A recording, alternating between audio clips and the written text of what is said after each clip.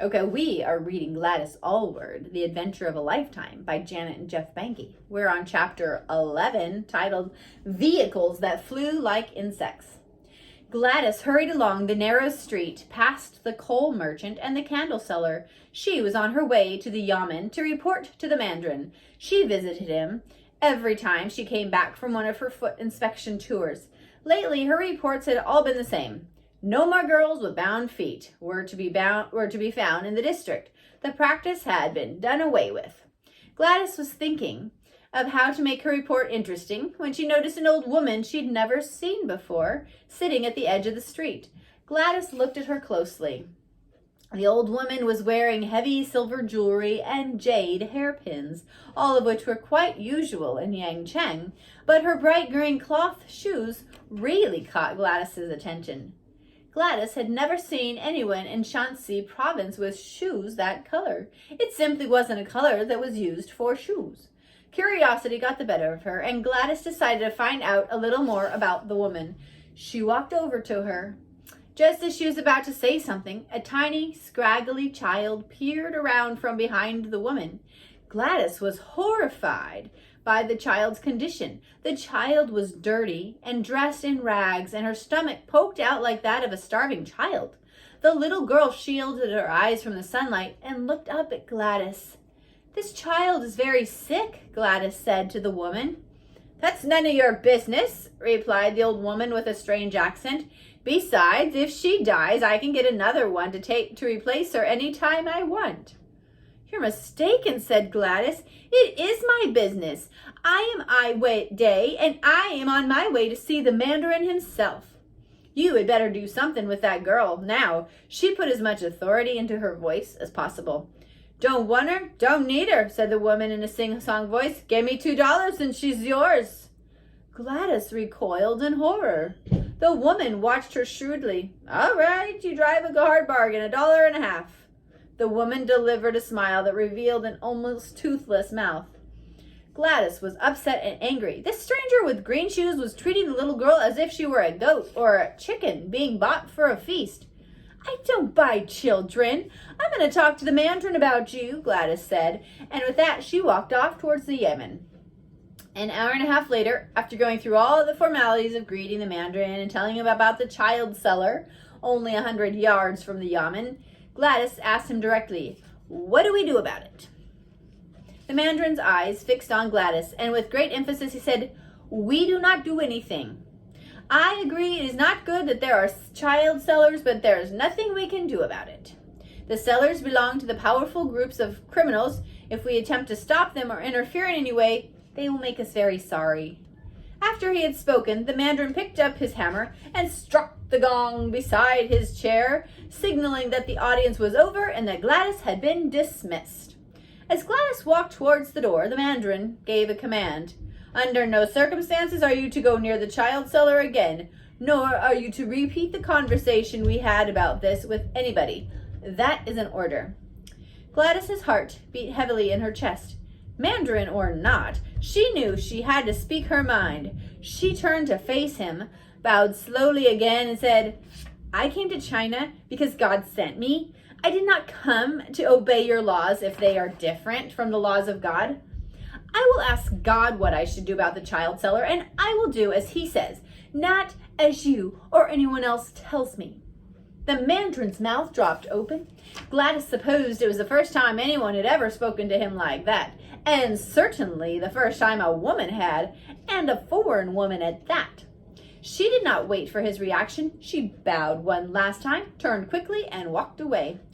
Gladys was still trying to decide what to do about the situation when she turned into the street where she had seen the child seller. Sure enough, the woman was still there.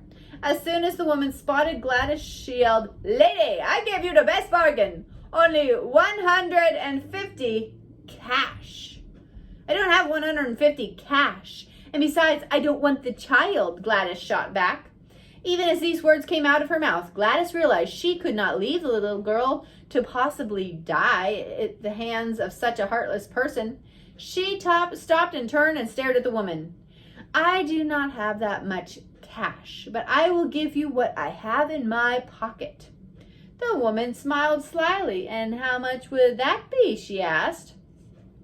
Gladys fished around in her jacket pocket and pulled out a few copper cash coins, equal to 9 pence in English money. She held the coins out on her open palm for the woman to see. "Done," the woman declared, grasping for the money. "Take her away." Gladys took the hand of the little girl, who she decided must be about 4 or 5 years old. Together they continued on down the street. By the time Gladys reached the inn, the enormity of what she had just done began to dawn on her. She had just bought, or adopted as she preferred to think of it, a little girl. Just like that, she had become a mother. 9 pence, as the girl quickly became known, gulped down every scrap of food she was given. Within weeks, she had turned into a healthy, happy little girl. She loved living at the inn, and Gladys never had a moment of regret that she'd followed her heart and not the mandarin's command.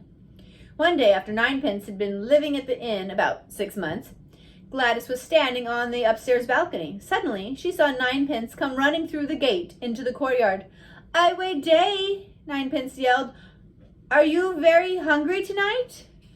Gladys thought the question rather odd, but she answered it, "Yes, I am, and Yang is making us a delicious millet stew." 9 pence looked up at her. "I'm going to eat a little less for dinner. If I eat a little less, would you eat a little less too?" she asked. "Why would we do that?" inquired Gladys.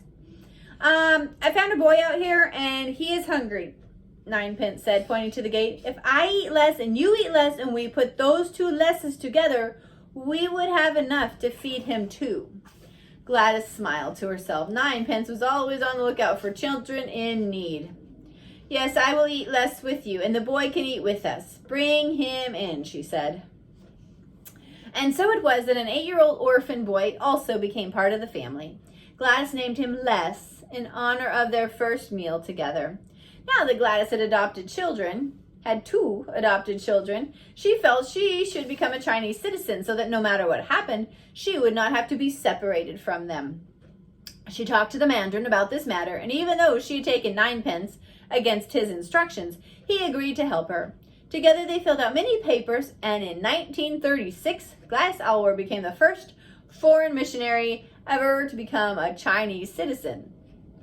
About the same time, Mrs. Smith, her dear friend in Seichow, died.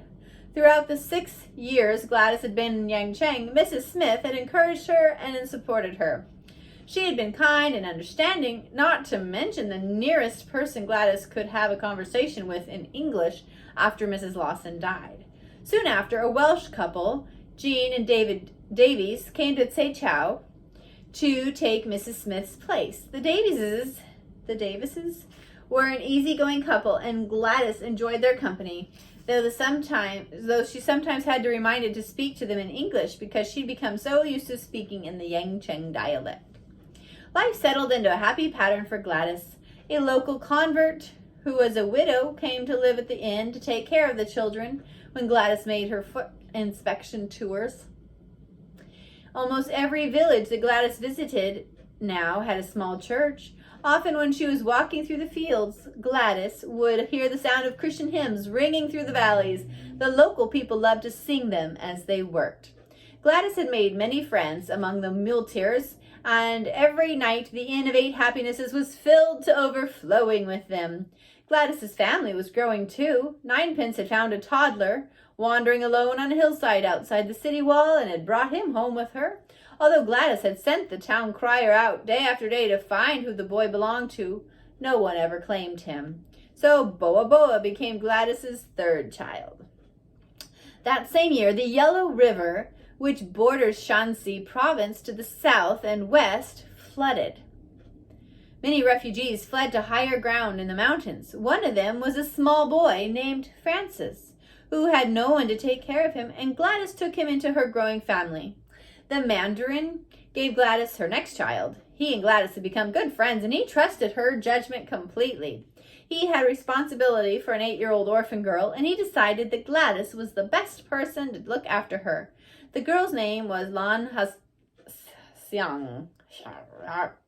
Yep, and she joined 9 pence, Les, Boa Boa, and Francis at the Inn of 8 Happinesses. Of course, Gladys had plenty to keep her busy, with 5 children to look after, but as each year went by, the people of Yangcheng district and the mandarin began to rely on her more and more to help solve their problems. When the mandarin had an important decision to make, he would seek Gladys for suggestions. When the prison governor wanted his children to go to school, he asked Gladys to start one, which she did. But there was one problem Gladys could not have solved, even if she'd known it was coming. At first, it didn't seem like anything unusual. The muleteers brought vague news about war. No one thought much of it because China had been at war with parts of itself or its neighbors for centuries. Gladys remembered not being able to get past Cheetah on the train because of an unofficial war between China and Russia. As time passed, however, this war began to sound different from other local wars. It wasn't just another border war. The Japanese had actually invaded Manchuria and set up their own government there. And they didn't seem satisfied with just occupying Manchuria. Japanese troops were now moving into more of northeastern China. Still, it all seemed such a long way away from Yangcheng, nestled among the arid peaks and valleys of southern Shanxi province. Then, one clear spring morning in 1938, the citizens of Yangcheng heard a strange buzzing sound in the air. They rushed from their houses and into the street to see what could be making the sound. They scanned the skies. Soon their efforts were rewarded by the shapes of 5 airplanes glistening silver in the morning sun. A bright red dot on the white square decorated the airplane's wings. The townspeople cheered and applauded. None of them had ever seen an airplane before, though many had heard that they were vehicles that flew like insects. As the people watched, hatches on the underside of the planes opened, and what looked to the people like black boxes fell out. The townspeople cheered and applauded some more. Small children were swung up onto their parents' shoulders for a better look, and the entire Yamen guard was given permission to run outdoors to see the magnificent sight. Then the first black box hit the ground, producing a loud explosion. "Bombs!" someone yelled. "Get inside! They're bombs!" Hardly anyone knew what a bomb was, but people could see for themselves what a bomb did. The citizens of Yangcheng screamed and dove for cover. Throughout the city, bombs fell, making huge gaping holes where there had been buildings and leaving people dead in the streets who moments before had thrilled to see their first airplane. Gladys was upstairs in the inn praying with some new converts when the attack occurred. She'd heard the planes at the last moment, and before she could react, a bomb had landed on the southeast corner of the inn.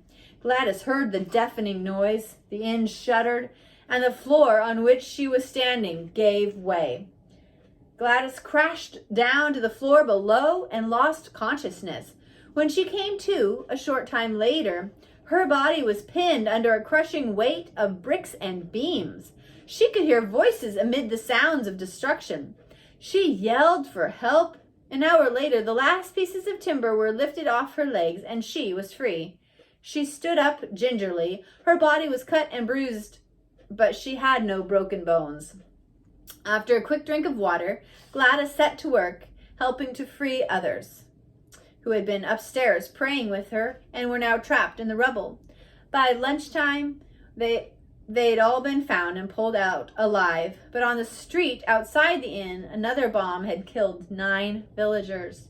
It was nearly impossible for Gladys and the other townspeople to believe what had happened to them that bright spring morning. A normal morning had turned into a nightmare in the course of a few seconds. No one had had the slightest idea that the Japanese would bomb that village. In an instant, the townspeople's lives had been turned upside down. Gladys picked her way through what was left of the Inn of 8 Happinesses, looking for her first aid kit. As she searched, her children, who'd been in school when the attack occurred, came running through the gate. Gladys swept them into her arms and kissed them, thankful that they were all safe. She fought back sobs as she imagined what it would have been like if even one of them had been killed. When they had finished hugging, Gladys told the children to stay near the inn and begin clearing away the rubble while she went into town to see what she could do to help. Minutes later, gripping her first aid kit, Gladys turned the corner at the end of the street. The town was devastated. Streets had enormous craters in them. Where there had been shops and houses, piles of rubble were smoldering. But it was the sight of the people, bleeding people, screaming people, dead people, that made Gladys stop in her tracks. Gladys looked down at her puny first aid kit and for a moment considered turning back. She saw so much destruction and she had so little to work with. Then she heard a groan nearby. She looked around and saw a woman's head poking out from a pile of bricks. The sight of the woman spurred Gladys into action. Gladys looked around again. People who didn't seem to be hurt were wandering around in a daze. Gladys recognized the vegetable seller and one of the school teachers. "People," she yelled. "Everyone over here at once." Slowly, as if in a trance, people began to gather around Gladys. "We must work together. There is a lot to do. We will start here," she said, pointing to the spot where the groaning woman's head was protruding from the pile of bricks. "The injured people must be taken to the yamen. The dead bodies must be dragged out to the west gate and buried in one big plot in the cemetery. And we must clear a path through the main street." Gladys sounded a lot more confident than she felt. To her surprise, though, people began doing as she said. Gladys worked all afternoon and through the night, bandaging wounds and crudely setting broken bones. As the first hint of dawn touched the horizon, she looked up to see the mandarin looming over her. How strange it was to see him walking alone without his sedan chairs and servants. He bowed to Gladys, who bowed back. The simple act of bowing to her friend soothed her nerves. The mandarin had been looking for Gladys. He had news, and it was not good. A messenger from the mandarin of Luan had just reached Yangcheng to warn the people that the Japanese had captured Luan and were now marching toward Seichao. From there it was only a 2 days' march to Yangcheng. With chilling clarity, Gladys understood why the Japanese had bombed Yangcheng. They were weakening the town so that when they invaded in a few days, it could be easily overrun. The destruction that lay around them was not the end of their suffering. It was only the beginning.